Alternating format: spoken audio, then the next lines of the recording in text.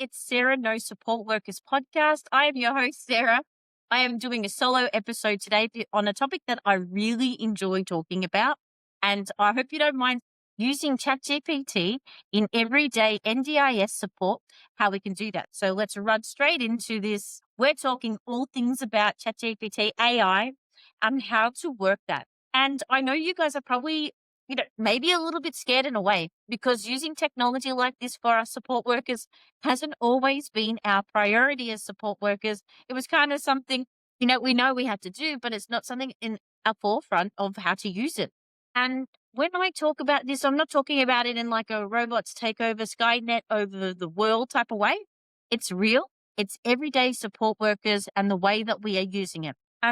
How I would use ChatGPT as a NDIS support worker in this space and how it can really help because ChatGPT has this capacity. And I mean this because I've seen it and I've done it and I'm bringing it here to you guys today to create really meaningful programs and activities for the people that we serve without without overcooking it or overthinking it and a way that is very clear. So you're probably wondering, why does this all matter now in 2026? All right, support workers already do a lot. We already do a lot. We plan, we think, we adjust, we problem solve all day, every day for the people that we serve. But ChatGPT and AI cannot replace us because the people we serve still need humans and they need us to support them in ways that AI can never do.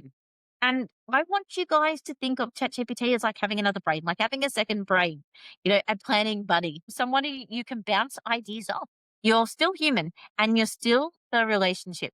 This just helps you think smarter, harder, faster. Sorry, sounding like a Daft Punk song. And if you know who Daft Punk is, we have night cream. All right. So how would I use ChatGPT as a support worker? All right, we're going to talk about planning activities. As a support worker, using ChatGPT to help me plan activities. For example, I would say something to ChatGPT like, and I do it over the voiceover, like I voice over it. I don't type because I feel like that's the way that I connect better and I get a better outcome in my prompts because the way that we prompt is really important.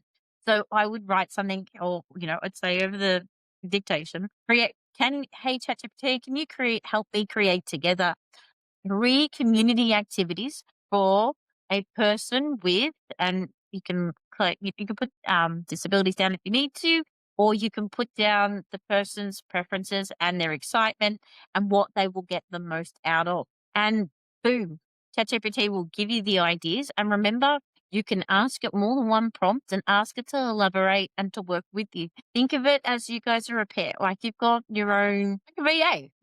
So I wouldn't also, like when you're doing this, I wouldn't just copy and paste blindly. I would adapt it to be personal to what you need. And when you get stuck for ideas, and it happens a lot because you feel like sometimes you're on a hamster wheel and you're living Groundhog Day over and over, you need to be able to create something. And ChatGPT gives you that opportunity to think outside of the box and expand it, but it's all to do with the prompts. So we all have those days where you're thinking, what the hell am I going to do today? Because we've got community access. I know I'm not allowed to come back to the house that they live in. Sorry. If you're listening to this podcast right now, you cannot see my face, but I'm giving you suggestive eyes what I think of that topic. So ChatGPT is really great you can ask it, what indoor activities could I do at a community house? What low cost budget ideas and activities could I do in the city of Melbourne with a person that's got a Mikey card, a companion card, and their allocated amount that they could spend today is $10. What activities can we do on rainy days? Can you give me a list of activities I could do with rainy days? And this person enjoys the following types of activities. Can you help me structure this activity from the hours of 10 a.m. to 2:30? All sorts of things like that. You can really give it that detail and help you assist you and to, expand an idea. It helps you reset. Like, to be honest with you, ChatGPT has changed a lot of things for me because it feels like it has helped reset the way that I think and I structure things, because then eventually when I create it, I also need to make sure that I'm communicating it to the person that we serve, their families, their external stakeholders. So they know what's happening next because communication is key. So You're probably wondering, how can I make meaningful activities? This is where ChatGPT really is quite helpful. Instead of saying going out or keeping busy, I'd ask it, how can I turn this activity, which could be something like going swimming, into something that's goal focused? For example, like I'll give you a couple examples. Cooking is life skills, walking, health and well-being routines, shopping, money skills, volunteering, confidence and connection. If this helps you link activities to real outcomes, it can also help you bring like a breakdown on how to focus on it. So we're going to like wind back one tick. Let's go into shopping and money skills. You can talk to ChatGPT and it can prompt you of how can I expand somebody's money skills? They use cash, they use a debit card. What type of prompts could I assist somebody to be more independent in the community? What could I do? Like it really can expand that information for you. It has the capacity and it's fan-freaking-tastic.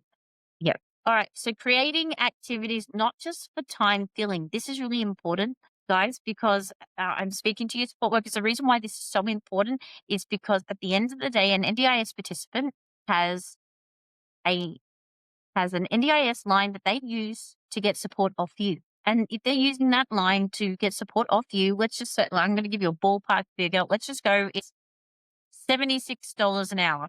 For $76 an hour, are they getting bang for buck from you as a support worker? And I know there's a bit of just argument between whether I work as an independent, whether I work as a provider. At the end of the day, they are spending their NDIS funding on you as a support worker. So there is an element of that we have to deliver as support workers activities and support that is in line with that. So there's, getting bang for buck. So we need to really build this out. So we're building simple programs. We're going to use ChatGPT to help us build really simple programs for that individual we serve, but we can also do it in groups, but we'll get to that. Nothing fancy, nothing overwhelming. For example, I could say to ChatGPT, hey, ChatGPT, can you create a 4-week confidence building travel training program used in the community to support, I'm going to say Bob from, and I'll use Cobblebank Station to catch the train into the city to, let's go, Parliament House for 4 weeks. And we're going to work on building his travel training skills, his confidence, his money handling.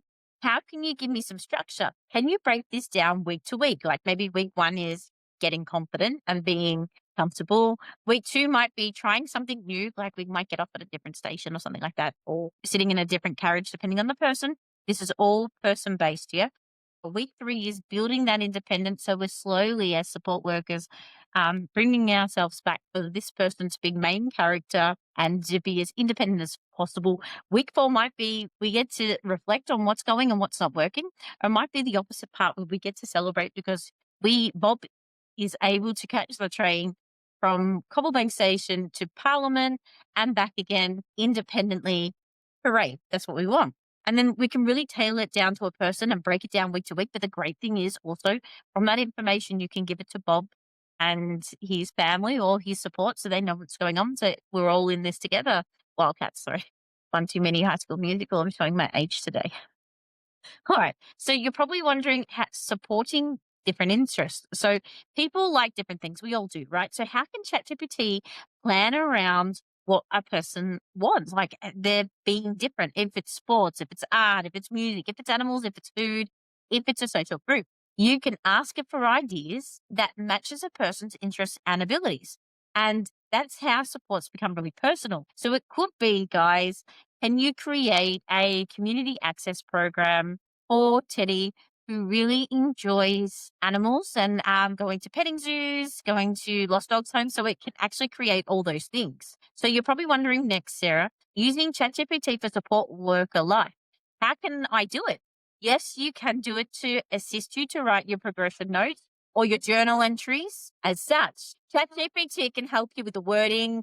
No lies, I am writing some really tough notes. You can help you write this clear professional language. It saves time and it reduces stress, and your notes will still reflect. Here's one quick 15-second ad. Are you ready? Looking for the right support worker? Meet Swifty Matchy, the app where you watch quick videos, feel the vibe, and choose who supports you. No more waiting, no more guessing, and just real choices. Swifty Matchy, your vibe, your support, your way. What's actually happening. You know, the cool thing about ChatGPT, really, to be honest, when it comes to progression or journal entries or whatever, diary entries, whatever your provider or as an independent use, you can talk to, hey, ChatGPT, help me create and write the following. I need to write this in first person, second person, third person, whatever it may be. Make it blunt and to the point, make it factual. It can do that for you. You're not giving somebody's address, their full name, or anything silly because it is obvious. Don't do that.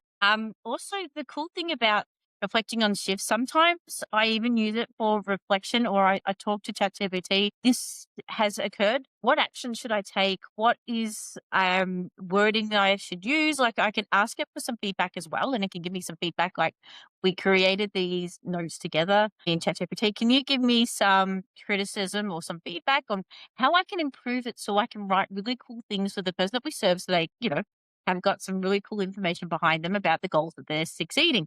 And sometimes I reflect, to be honest, like what questions could I have asked myself as a support worker today on shift to improve the support that I am giving to this person for next time. The cool thing about ChatGPT, it really does help you grow, especially if you're newer to the role. So you can give it some scenarios of questions back and forth.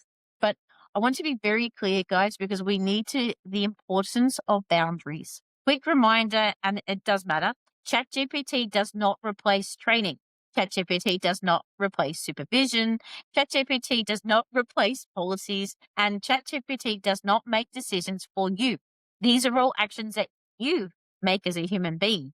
And you never put in somebody's full name, their details, their private information. It's a tool, not a shortcut. So if we're talking big picture for 2026 and beyond support workers, who will thrive? The curious, the ones willing to learn, the ones that are using tools like ChatGPT for them. Using ChatGPT doesn't make you lazy. It makes you intentional of the type of supports that you want to provide as a support worker. Intentional support workers change life because we have got the capacity to use these tools to create more for somebody that we serve. So if you're a support worker right now listening to this and you're thinking, I want to do better or just more, you're already on the right track.